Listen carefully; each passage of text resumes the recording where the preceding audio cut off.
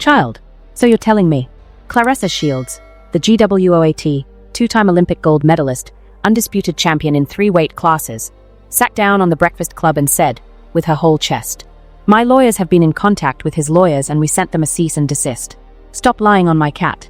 She is talking about 50 Cent Curtis Jackson, the mogul, the man who's been trolling people since MySpace was still relevant. And she said, allegedly, she's about to sue him for defamation. But that's not even the wildest part of this interview. Because in the same conversation, she called Laila Ali a witch. To her face, basically, she addressed the money rumors with Papoose. She revealed she's dropping a song that Ari Lennox co-signed. And she basically said the entire internet has been lying on her name for months. And loves, when I tell you the receipts are deep on this one, we are going to need the full 25 minutes. So buckle up. But before we get into all of that, and trust me, there is a lot, do me a favor real quick. Hit that like button, subscribe if you haven't already, and turn on those notifications because the way this story unfolds, you're gonna want to be here for every single update. Okay, let's get into it. Here's what I want to talk about today. Because this isn't just about one interview. This is about how the internet builds narratives around women, specifically black women, who refuse to play small. Claressa Shields is reportedly feuding with 50 Cent, allegedly beefing with Laila Ali, supposedly being carried financially by Papoose, and somehow also being told she's carrying him. The narratives don't even make sense together. And that's the point. So today, we're going to break down everything Claressa said on that Breakfast Club interview, cross-reference it with what we already know, look at the receipts, look at the reactions, and let you decide what's really going on here. Because I got thoughts. I got thoughts. But I want you all to walk with me on this one.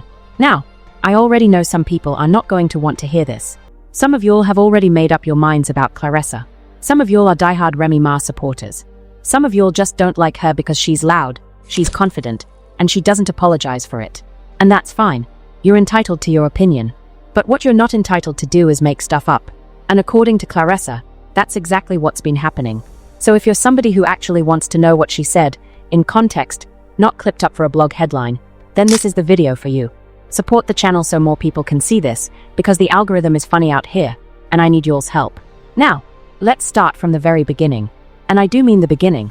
Over the past year and some change, Claressa Shields and Papoose have been one of the most talked about couples on the internet. And not for the reasons they probably wanted. For those who need the refresher, and I know some of y'all know this already, but stay with me. The whole thing allegedly blew up in December 2024 when Remy Ma leaked text messages on Instagram between Papoose and Claressa. Remy accused Papoose of having an affair. Papoose fired back and accused Remy of cheating on him for years. It was a whole mess. According to reports, Remy and Papoose had been legally separated since around 2022. Remy herself reportedly said on a podcast that they hadn't shared the same bed since May of that year. But, and this is the part the internet will not let go, the divorce was never finalized. So here comes Claressa in the picture. She meets Papoose allegedly around August 2024. By February 2025, he's walking her out for her main event heavyweight fight at the GWOAT Center in Flint. She's on Instagram Live saying, "I love him. I love having his support.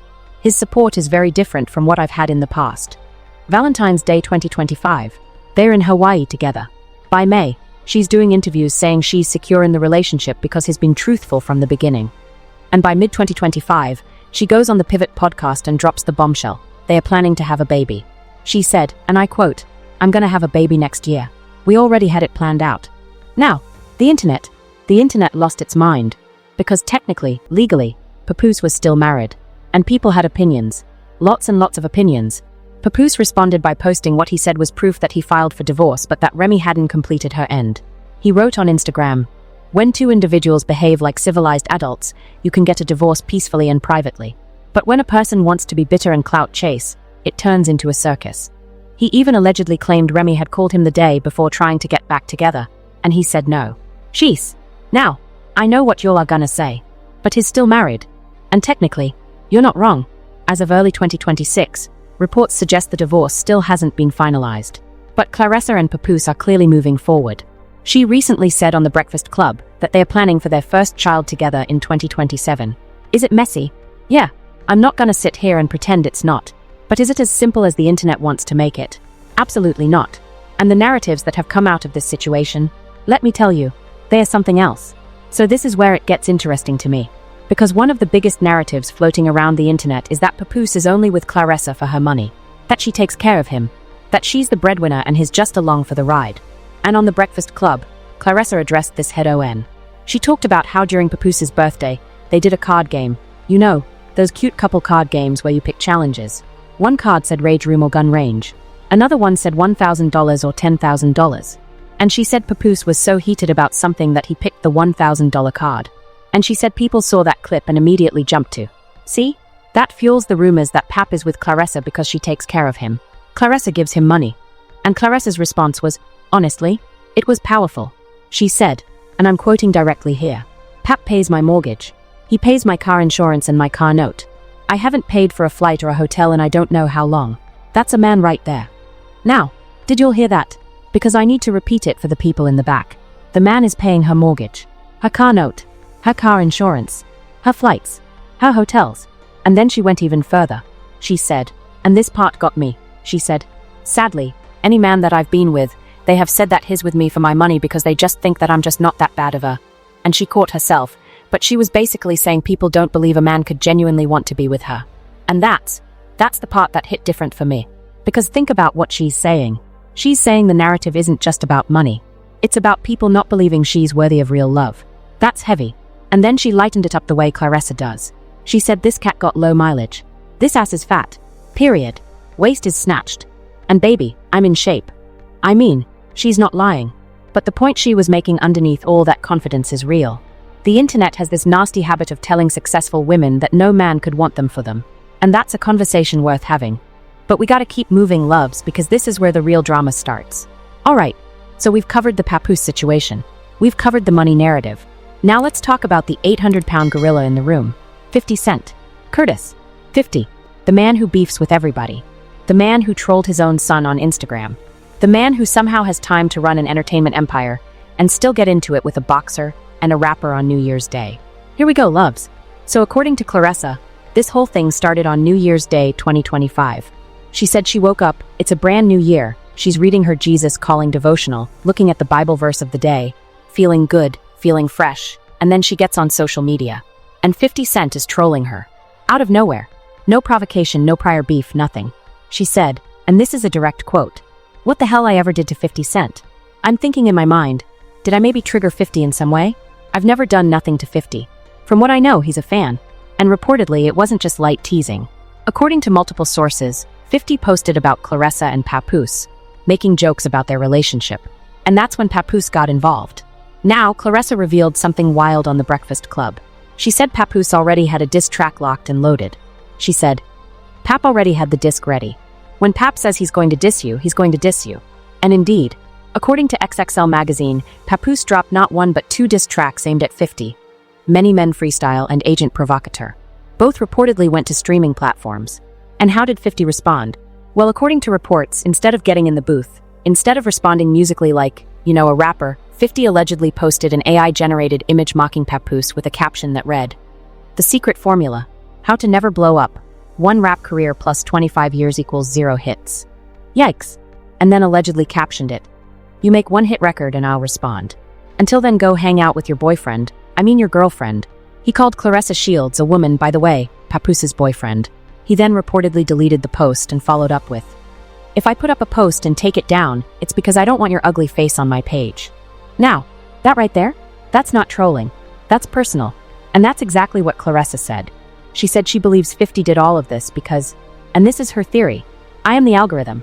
I hate to say it, but how Beyoncé's internet is, that's Claressa Shields' internet. I'm trending every day. Old stuff, new stuff, fake stuff. So I think 50 just wanted to tie his name to mine. Now, whether you agree with her comparing herself to Beyoncé's internet presence or not, she was trending. Constantly. And she's not wrong that attaching yourself to someone who's always in the news is a classic engagement play. But here's where it escalated beyond memes and jokes into something much more serious. According to Claressa, after the diss tracks dropped, 50 Cent reportedly pivoted from trolling to allegedly spreading false claims about her personal life. She said on the Breakfast Club, "He decided to lie on my cat and try to paint out this narrative that I slept with this guy, and that never happened." She was emphatic. She said she has never had a sexual or romantic relationship with whoever this individual was that 50 was allegedly connecting her to. And what did she do about it? She said, "That's why now my lawyers have been in contact with his lawyers and we sent them a cease and desist. Stop lying on my cat. Call me ugly, call me handsome, say I'm strong, whatever you want to say, but we're not going to do that. Now, multiple outlets, including Facebook posts from Unwind with Tashik, Complex, and Hot 97, have reported that Claressa did indeed send a cease and desist to 50 Cent's legal team and reportedly plans to pursue defamation claims. And I gotta be real with y'all. There's a big difference between trolling somebody on the internet and allegedly fabricating stories about their sexual life. One is annoying, the other is potentially defamatory, and Claressa seems to know exactly where that line is. She even addressed the broader frustration of having people lie about her character. She said, "You don't have to like my persona. You don't have to like how I look, how I dress. That's your opinion. But when you start putting your mouth on my character, putting your mouth on my life, that's where I got an issue. That's the times I'm like, man, I really wish I wasn't a celebrity." And honestly, I felt that. Because you can hear in her voice that this isn't just about 50 Cent. This is about the accumulation of people creating narratives about who she is that don't match reality. But oh, we are not done. Because if you thought the 50 Cent stuff was heated, baby, wait till we get to Laila Ali. Okay, so, Laila Ali. For those who haven't been following this feud, and honestly, how have you not? Let me catch you up real quick. It reportedly started when Claressa appeared on Gilly the Kid and Wallow's podcast, $1 Million Worth of Game. During that conversation, Claressa was asked about Laila Ali and where she ranks in women's boxing history. And Claressa said, and this is a direct quote, "Laila Ali is just Muhammad Ali's daughter." Oof. Now, even Gilly pushed back on that. He said, "Nah, come on, we ain't gonna do that." And Wallow added, "She was in there fighting." But Claressa would not back down. She said in Wolf was actually the best in Layla's era, not Laila. And y'all, Laila Ali responded, in a nearly 30-minute video. And she did not hold back. According to BET, Laila said, and I need to read this full quote because it's wild. "You know what my father would say? She's a generic wannabe. My father would not want to share his name or image with her. She does not represent anything about him in the ring or outside of the ring." Now, many of us, including myself, had high hopes for her. I supported her. I sent her off in the right direction, but she has become a disappointment. She is a horrible representation of both the sport and our culture. Okay, that's a lot. A horrible representation of the sport and our culture. A generic wannabe. Saying Muhammad Ali himself wouldn't want to be associated with Claressa Shields. Those are heavy words coming from the daughter of the greatest boxer of all time. And on The Breakfast Club, Claressa did not mince words in response. She called Laila Ali a witch and a hater. She said, "I always knew she was a hater. I always knew she's behind the scenes telling people things. And she proved me right." But here's where Claressa's argument gets really interesting. She didn't just respond emotionally. She responded strategically. She said, "A representation of boxing? I have the most accolades. I sell the most tickets. I am the most loved. When it comes to female boxing, it's me and Katie Taylor. Everybody else comes below that." And then she dropped this. She tried to paint me out to be so bad because she knew everybody would listen. It's already a hate train. She wants to stop my progress because she sees where I'm going. She wants corporate partners and everybody to be like, let us think about that. That's what she was trying to do. And that loves is the part one think a lot of people missed. Claressa isn't just saying Laila hurt her feelings. She's alleging that Laila's comments were strategic, designed to undermine her business relationships and corporate sponsorships. That's not just a catfight. That's potentially sabotage. And Laila offered Claressa $15 million for a fight, and then turned it down. Laila said, reportedly, "I have more knockouts than she has wins. She will not be rewarded with the opportunity to share the ring with me." And Claressa's response on The Breakfast Club? She said, she turned down 15 MS. So now I'm about to be fighting everybody else and I'm about to make over 15M. The confidence. The audacity. I mean, you gotta love it or hate it. There really is no in-between with Claressa Shields. And then she pointed out something that I thought was really telling. She said Laila has suddenly started showing support for other female fighters. Fighters she allegedly never showed support for before. And Claressa believes it's purely to spite her. She's doing that because it's to spite me. But people see that. And when she said, "Oh, this is how an athlete looks. I came in at 174 with a damn six-pack. Don't ever play with me, old lady. Please." Phew. Okay. Now I know some of y'all are fully team Laila and some of y'all are fully team Claressa. And honestly, I think there's truth on both sides. Claressa probably shouldn't have dismissed Laila's career the way she did. But Laila coming for her character? Calling her a horrible representation of our culture. That felt personal and intentional. But let's move on because believe it or not, this interview wasn't all drama. There were actually some genuinely sweet moments too. So in the middle of all this chaos, Claressa revealed something kind of adorable. For Papoose's birthday, they had a card game with different challenges. 2 of the cards were music challenges, a rapping card and a singing card. And Claressa, She went in the booth, and she sang. She said her grandmother always wanted her to sing when she was younger, but she was scared to sing in front of people. And I quote, "I got a little something something going on." But here's the cute part. She said she sent the recording to Ari Lennox, the Ari Lennox, and she was waiting for a real artist's opinion before she decided to do anything with it.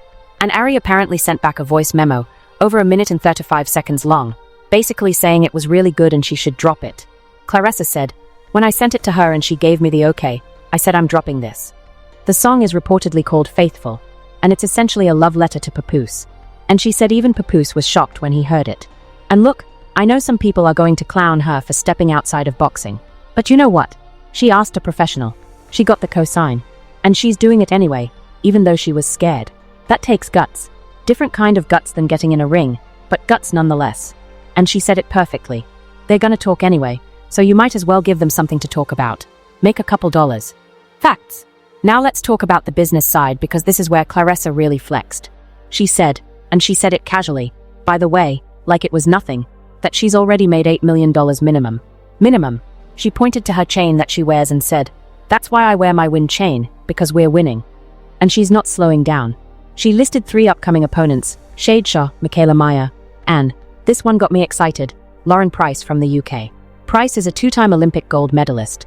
And Claressa said, a 2-time Olympic gold medalist versus a 1-time Olympic gold medalist would be a hell of a fight. According to Sky Sports, a Shields versus Meyer fight has a very realistic chance of happening and could be, quote, the biggest fight in women's boxing. And Boxing Scene reports that negotiations have already reportedly begun for a Shields versus Price showdown, potentially for fall 2026.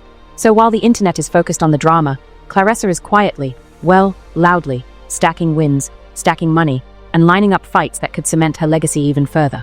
She's 18-0 professionally. She's won titles in 5 weight classes. She holds the record for becoming a 2, 3, 4, and 5 division world champion in the fewest professional fights ever. And yet, the conversation is always about who she's dating, who she's beefing with, and whether some man is using her for money. Let that sink in. And real quick, if you're still here and you're messing with this breakdown, drop a comment right now and tell me what part of this interview surprised you the most. Was it the cease and desist? The Laila Ali witch comments? The money receipts? I genuinely want to know. And while you're at it, smash that like button for me. It really does help the channel. Okay, back to it. So the reactions to this Breakfast Club interview have been, well, they've been exactly what you'd expect. Divided, passionate, and loud. On one side, you've got Claressa's supporters who are saying she finally spoke her truth. They are pointing to the fact that she named names, brought receipts, and didn't back down from anybody. On Instagram, comments under the Breakfast Club clips are flooded with fire emojis, period in all caps, and people saying she cooked. The Shade Room posted the clip of Papoose and Claressa's segment, and it got over 65,000 likes and nearly 20,000 comments. That's engagement, loves. People are invested. But on the other hand, and I have to keep it real, there are people who think she's doing too much. The divorce conversation is a big one. People keep saying, he's still married. Period. And no matter how much context Claressa provides, that fact remains technically true. And for some people, that's a deal breaker in terms of how they view the relationship. There are also folks who think the Laila Ali response was disrespectful. Even if Laila came for her first, there are people who feel like calling the daughter of Muhammad Ali, which repeatedly on national television was a bridge too far. And then there are the 50 Cent fans. And listen, 50 has a loyal fan base. A lot of them think this is just standard 50 behavior, that Claressa is overreacting, and that a cease and desist is going to do nothing but give 50 more content to troll with. And honestly, I see validity in multiple perspectives here. But I think the one thing most people can agree on is that Claressa Shields is not boring. She will never be boring. And love her or hate her, she controls the conversation. Walk with me for a second, because I think there's something bigger happening here that we need to talk about. Claressa Shields is arguably the most accomplished female boxer in history. Undefeated, multi-division champion, 2-time Olympic gold medalist. She's done things in the sport that most fighters, male or female, can only dream of.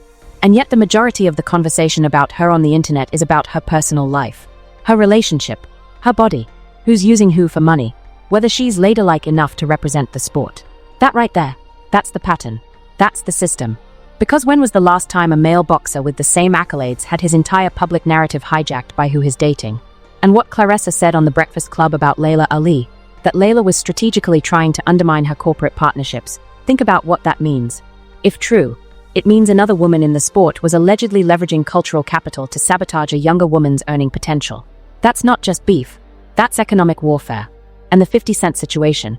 Here is a man who, instead of responding to a rap diss with another rap record, allegedly chose to attack a woman's sexual reputation. He reportedly made claims about her personal life that she says are completely false. And the internet ate it up. They shared it. They laughed. They made memes. But imagine if someone did that to a male boxer. Imagine if someone publicly fabricated stories about Canelo's or Terrence Crawford's personal life. The outrage would be immediate. But because it's Claressa, it becomes entertainment. And I think that's what frustrates her the most. She said it herself. When you start putting your mouth on my character, that's where I got an issue. That's the times I wish I wasn't a celebrity. Just remember, this is a woman who reportedly grew up sleeping on floors, who came from Flint, Michigan, one of the toughest cities in America, and built herself into a global champion. And the reward for all of that is having people lie about her on the internet. That's the part that should sit with all of us. So yeah, let me bring it all together. Claressa Shields sat down on the Breakfast Club and addressed literally everything. The Papoose relationship, she said he pays her bills and she's secure. The money narrative, she shut it down with receipts. The 50 Cent beef, she said he started it on New Year's, Papoose dissed him, and 50 responded with lies instead of bars. The cease and desist reportedly sent. The Laila Ali feud, she called her a witch and said she's strategically trying to sabotage her career. The singing debut, Faithful is Coming, co-signed by Ari Lennox. And the business? 8 million made. 3 major fights lined up. Lauren Price, Michaela Mayer, and more. This is a woman who is undeniably winning in the ring and undeniably under fire outside of it. And the question I keep coming back to is this. At what point do we let Claressa Shields be great without needing her to also be perfect? Because nobody's perfect. Not her. Not Laila. Not 50. Not Papoose. Not Remy. None of them. But Claressa is the one constantly being asked to answer for everything while simultaneously being the one putting up the most wins. But that's all I got today, loves. I want to hear from you. What do you think about everything Claressa said? Do you believe 50 Cent crossed the line? Do you think Laila Ali had a point, or was she out of pocket? And what about the Papoose situation? Are you rooting for them, or do you think it's too messy? Drop your thoughts in the comments section below. I read every single one. And if you made it this far, all 25 minutes, you are a real one and I appreciate you. Hit that like button, subscribe, and turn on notifications because best believe we will be covering whatever happens next. Especially if that defamation lawsuit actually moves forward. I will be here. Until next time, loves. Stay blessed, stay nosy, and stay subscribed. Peace.